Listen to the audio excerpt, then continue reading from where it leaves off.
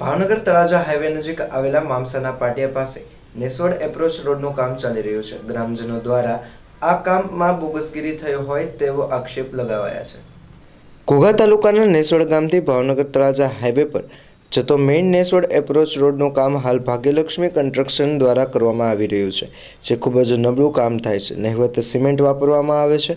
Box દ્વારા cutting એક પણ આઇટમનો ઉપયોગ કરવામાં આવતો નથી, તેમજ બોક્સ કટિંગ સમયે બાજુમાંથી દબાણ હટાવી રોડને મૂળ તેની સાઇટ પ્લાનથી એક બાજુ ભાગ્યલક્ષ્મી કન્સ્ટ્રક્શનના સગા સંબંધીની દુકાન આવેલી હોય તે હટાવ્યા વિના રોડને એક તરફ ખસેડવામાં આવ્યો છે અને રોડમાં એક પણ વળાંક ન હોય છતાં પણ રોડ હાલ વળાંકવાળો બનાવવામાં આવી રહ્યો છે।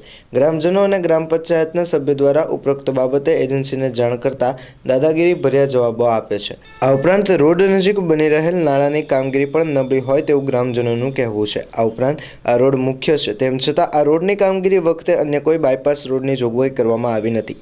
વર્ક ઓર્ડરમાં દર્શાવેલા થાંભલાઓને કાઢવાની સરભર કરવા માટે થઈને વધારાના થાંભલા કાઢવામાં આવ્યા છે, જેવા ગ્રામજનો દ્વારા આક્ષેપો મૂકવામાં આવ્યા છે।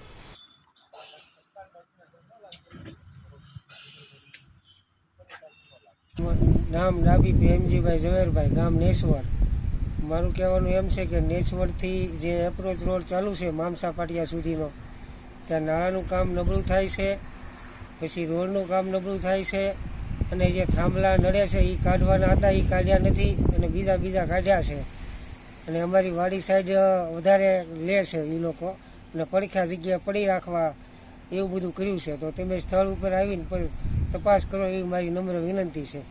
બાકી તો સરપંચને વિશે પણ કહેવાનું છે કે યાર કાંઈ જવાબ નથી આપતા, ટાઈમે પૂછી તો કે મને ન ખબર હોય, મારામાં કાંઈ આવતું નથી ને એવું બધું કહે છે, તો પછી અમારે તો એને ક્યાં જવાબ લેવા જાવ એ મારું કહેવાનું છે।